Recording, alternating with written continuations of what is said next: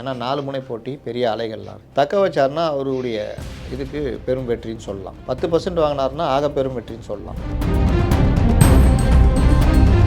சீரியஸாகவே தாவேகாக்குள்ள துறை வாரியாக யார் யார் எந்த துறை அமைச்சர்னு டாக் ஓடிட்டு. நானும் என்னுடைய அனுபவத்தில் இந்த டேட்டா சொன்னேன். இது பலர் மாவட்டங்களில் பேசுகிறது இந்த மாதிரிலாம் பண்ணுறதில் என்னுடைய கணிப்பு. இந்த பிரச்சனை இல்லாமல் எல்முருகன் அவினாசியில் ஜெயிப்பார், எம்எல்ஏ ஆகிடுவார். எல்முருகனுடைய அமைச்சர் பதவியை அண்ணாமலை கொடுக்குறாங்க. அண்ணாமலை மத்திய அமைச்சர் ஆகிறார். வேணால் லீடு போட்டுருங்க.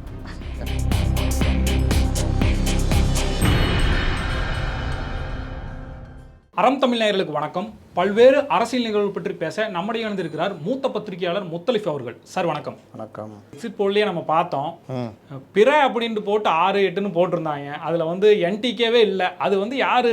சசிகலா, என்டிகேனும் போட்டிருந்தாங்க. ஒரே ஒருத்தர் மட்டும் பிறன்னு போட்டிருந்தாங்க. பிறன்னா அவருக்கு என்டிகே சொல்ல பிடிக்கலையா? இல்லை அவருக்கு எல்லாம் வடநாட்டுக்காரங்க தானே, அவங்களுக்கு தெரியுமா தெரியலையா தெரில. இன்னொன்று டெஸ்கில் உட்காந்து ஃபில் பண்ணுறது தானே. அப்போ ஏதாவது கொஞ்சம் இது பிறன் போடுறா இல்லாட்டி சிக்கலாகிடும் அப்படின்ட்டு கூட போட்டிருக்கலாம். என்டிகேக்கு ரொம்ப பேர் என்டிகேன்னு போட்டே கொடுத்தாங்க 1 to 6 அதுன்னு. என்டிகே நான் அவர்களை சிறுமைப்படுத்த சொல்லலை, 8% வச்சுருக்காங்க. அந்த 8% இப்போ தக்க வைக்க முடியுமா இல்லையான்றதான் கேள்விக்குறியாக இருக்குது. ஏன்னா 4 முனை போட்டி பெரிய அலைகள்லாம் தக்க வச்சார்னா அவருடைய இதுக்கு பெரும் வெற்றின்னு சொல்லலாம். 10% வாங்கினார்னா ஆக பெரும் வெற்றின்னு சொல்லலாம். எம்பி 10%லாம் வச்சுக்கிட்டு எம்எல்ஏ எந்த தொகுதியிலும் ஜெயிக்க முடியாது. ஆனால் சீமான் வந்து ஜெயிப்பார் அப்படின்னு ஒரு நம்பிக்கை அவர்கள் மத்தியில் ஓடுது. அங்கேயே 4 முனை போட்டி. திமுக காங்கிரஸ் தாங்க கூட்டணி. மாங்குடி ஏற்கனவே எம்எல்ஏ, அவர் 50,000 ஓட்டு 70,000 ஓட்டு வாங்கி ஜெயித்தார். எச் ராஜா 50,000 ஓட்டு வாங்கி தோத்தார் என்டிஏ கூட்டணியில். நாம் தமிழர் கட்சி 20,000 சில்லறை என்னமோ வாங்கினாங்க. இது 2021. 24 இதே நாம் தமிழர் கட்சி 40,000 ஓட்டு அங்கே வாங்குச்சு. அப்போது 2024 கணக்கு பிரகாரமாக வச்சுக்கிட்டாலும் தேர்போகி அப்போது 48,000 ஓட்டு வாங்கியிருந்தார். தேர்போகி வந்து அம்மா மக்கள் முன்னேற்ற கழகம். அப்போவே நீங்கள் அம்மா மக்கள் முன்னேற்ற கழகமும் இவங்களும் சேர்ந்த எச் ராஜா ஜெயிச்சிருப்பார். 98,000 வாக்குகள் வாங்கி கிட்டத்தட்ட 28,000 வாக்குகள் வித்தியாசத்தில் எச் ராஜா ஜெயிச்சிருப்பார். இப்போது அதே தேர்போகி நிற்கிறார். எச் ராஜா நிற்கல, அம்மா மக்கள் முன்னேற்ற கழகத்துக்கு கொடுத்துட்டாங்க, அவர் நிற்கிறார். அப்போ 98,000 வாக்குகள் அதிமுக கூட்டணிக்கு இருக்குது, 70,000 வாக்குகள் காங்கிரஸுக்கு இருக்குது, 40,000 வாக்குகள் நாம் தமிழர் கட்சிக்கு இருக்குது. பிரபு புதுசாக வரார் உள்ள, இவங்கள்ட்ட தான் அவர் எடுக்கணும். கூடுதலாக வெளியிலேருந்து ஒரு 8,000 10,000 விழுந்துச்சுன்னா அது எல்லாருக்கும் பிரியுதா இல்லை பிரபுக்கே போதான்னு. அப்போ இந்த முடிவு எப்படி வரும்? 98,000லேருந்து குறைஞ்சி வந்தால் தான் நீங்கள் ஏடிஎம்கே இது அம்மா மக்கள் முன்னேற்றங்களும் தோப்பார். அப்போ அவர் இது குறையணும், சீமானது ஏறணும். காங்கிரஸு குறைஞ்சி சீமானுக்கு ஏறணும். இல்லை இவங்களதெல்லாம் பிரபு பிரிக்கணும். எல்லோரும் பிரித்தா பிறகு எல்லாருமே 39 கீழேருந்து சீமான் வந்து ஒரு 45 மேலே போகணும். இந்த மாதிரிலாம் பல விஷயங்கள் இருக்குது. அதனால் அதுவே பிரச்சனைனா 6 தொகுதி கொடுக்குறீங்களா, எப்படி கொடுக்குறீங்க? சீமானே என்ன சொல்கிறாருன்னா, மும்மடங்கு வளர்ச்சி, 24% நாங்கள் வாக்குகளை பெறுவோம் அப்படி தான் சொன்னார். அவர் வேறு எதுவும் சொல்லலை. நாங்கள் ஆட்சிக்கு வந்து அதெல்லாம் பண்ணுவோம்லாம் சொன்னார். ஆனால் அவர் சொன்னது நாங்கள் இந்த தடவை 24% ஓட்டு மேலே வாங்குவோம்னார். மற்றவர்களுக்கு கணிப்பு என்னென்னா 8% அவர் தக்க வச்சுட்டாருன்னா ரீட்டைன் பண்ணுவாராங்க. சார், இப்போ ஆரம்பத்தில் பார்த்தோம் தாவேகா வந்து 8% வாங்குவாங்க, வெற்றி பெற மாட்டாங்க. விஜய் ஒரு தொகுதியில் ஜெயிப்பார், மொத்தமாக ஒரு 3 தொகுதியில் ஜெயிப்பாங்க அப்படின்னு சொன்னாங்க. இப்போ 2 இலக்கமாக சொல்லியிருக்காங்க. விஜய் ரசிகர்லாம் பார்த்தீங்கன்னா 234 ஜெயிச்சிருவோம் அப்படிங்கிறாங்க. ஒவ்வொருத்தங்களுக்கும் ஒவ்வொரு துறை ஒதுக்கியாச்சுங்கிற லெவலுக்கு சொல்கிறாங்க. என்ன நடக்கும் தாவேகா? சீரியஸாகவே தாவேகாக்குள்ள துறை வாரியாக யார் யார் எந்த துறை அமைச்சர்னு டாக் ஓடிட்டுருக்கு. கீழே இல்லைங்க, தலைவர்கள் மத்தியில் யார் எந்த துறை அமைச்சராக இருக்கலான்ற மாதிரி கொண்டு ஓடுது. சில பேர் மற்றவங்கள்ட்டலாம் கேட்டுக்கிறாங்க, எந்த துறை வாங்கினா நல்லாயிருக்கும் அப்படின்ற மாதிரிலாம். அதனால் அவர்கள் அந்த நம்பிக்கையில் இருக்கிறாங்க. சரி, ஒரு 2-3 நாள் தெரிஞ்சிடும். ஒருவேளை 120 வந்துட்டா அவங்க நம்பிக்கை கரெக்டு தானே, அப்படி ஆகிடும். அது மாதிரி வரதுக்கு வாய்ப்பு இல்லைன்றதான் நம்ம இது வரைக்கும் பார்த்து. இப்போ நான் பார்த்த வரைக்கும் எப்படி பார்த்தேன்னா, நான் ஒரு 4-5 தேர்தலுடைய டேட்டாஸ் வச்சுருக்கேன். அது எப்படிலாம் மாறி இருக்கணும் பார்த்துருக்கேன். ஒவ்வொரு தடவையும் கூட்டணிகள் மற்ற விஷயங்கள் எப்படி தொகுதி முடிவை மாற்றுதுன்னு பார்த்துருக்கேன். சில தொகுதிகள் ட்ரெடிஷ்னலாகவே நீ எந்த காலத்துலையும் மாற்ற முடியாத தொகுதியை நான் பார்த்துருக்கேன். சில தொகுதிகள் கூட்டணி பிரிஞ்சதுனால எதிராளி வெற்றி பெற்றிருக்கான்றதையும் பார்க்குறேன். இப்போ அதே பிரிந்த கூட்டணி வலுவாக அமைஞ்சு இப்போ இருக்கிற சூழ்நிலை எப்படி இருக்குது, கூட்டணிகள் பலம் அப்படியும் நம்ம பார்க்குறோம். இது எல்லாத்தையும் வச்சு விஜய் என்ற புது ஃபேக்டர் வந்திருக்காரு, அவர் யாருடைய வாக்கை பிரிக்கிறார் அப்படின்னு பார்க்குறோம். இது எல்லாத்தையும் வச்சு நான் ஒரு கணக்கு போட்டப்போ எனக்கு வந்த இது ஒரு 60லேருந்து 80க்குள்ளே தான் டிஎம்கே கூட்டணி. டிஎம்கே ஒரு 65, 55லேருந்து 60, டிஎம்கே கூட்டணி ஒரு 80. விஜய் 1 to 5க்குள்ளே தான் இருப்பார். அவர்கள் 137லேருந்து 140, 150 வரைக்கும் நெருங்கி வரலாம். மெஜாரிட்டி கிடைக்கவும் வாய்ப்பு இருக்குது, இல்லை கூட்டணி இதுவும் வர வாய்ப்பு இருக்குது. விஜய் பிரிக்கிற ஓட்டு வந்து யாருக்கு சாதகமாக அமையும்? ஏன்னா டிஎம்கே தான் அவர் அதிகமாக விமர்சிச்சிருக்கிறார். என்ன சொல்கிறாங்கன்னா அந்த ஓட்டெல்லாம் வந்து ஏடிஎம்கேக்கு தான் போகும் அப்படின்னு சொல்கிறாங்களே. அதாவது விஜய் பிரிக்கிற வாக்குகள் விஜய் வந்து 2 வகையாக பிரிப்பார். ஒன்று கோர் ஓட்டுன்னு சொல்கிறோம்ல, சிறுபான்மை மக்கள் வாக்குகள், அது திமுகவுக்கு மட்டுமே இருக்கிறது, அதை விஜய் பிரிக்கிறார். பட்டியலின இளைஞர்கள், பட்டியலின மக்களுடைய வாக்கு திமுகட்ட மட்டும் அதிகமாக இருக்குது, அதை பிரிக்கிறார்.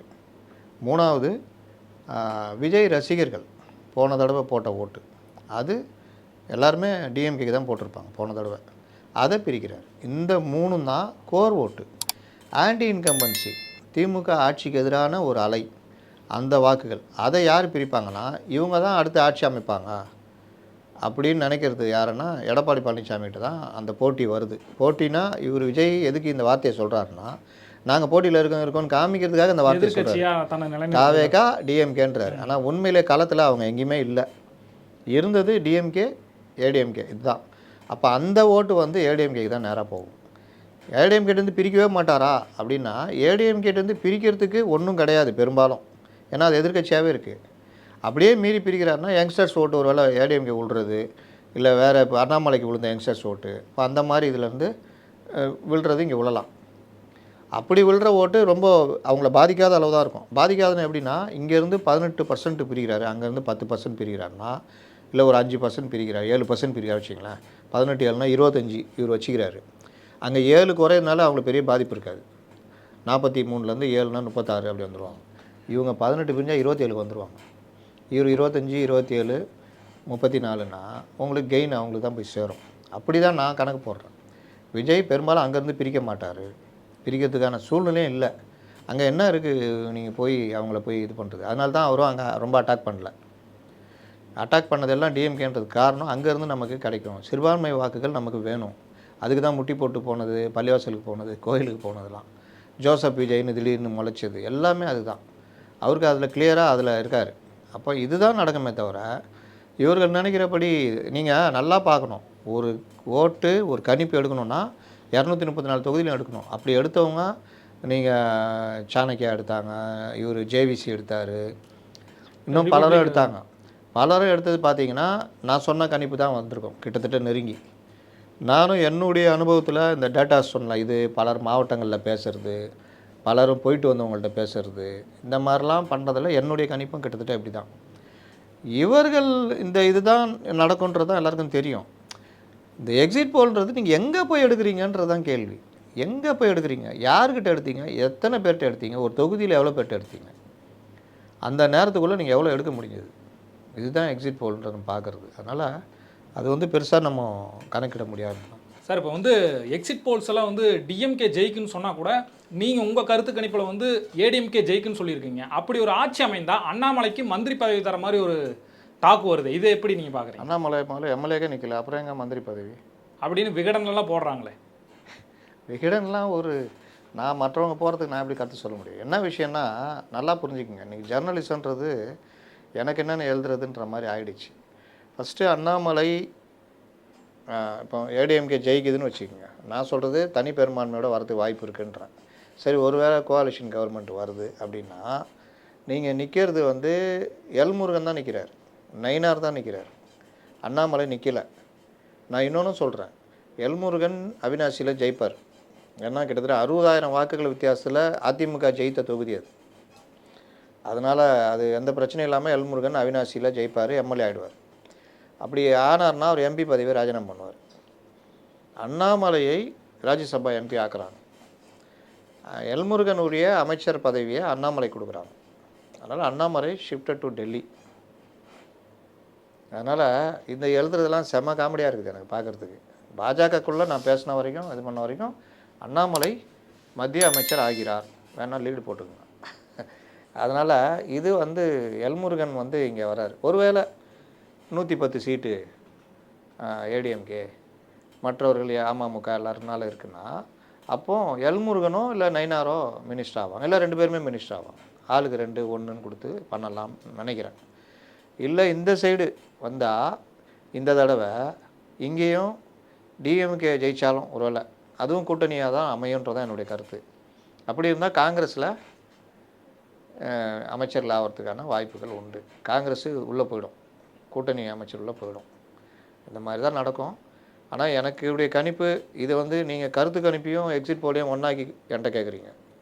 நான் எக்ஸிட் போல் இது கரெக்ட் இல்லைன்றேன். கருத்து கணிப்புகள் பெரும்பாலும் நேஷ்னல் மீடியாவிலேருந்து என்டிஏ தான் உங்களுக்கு டாப்பில் காமிச்சிட்டே இருக்காங்க.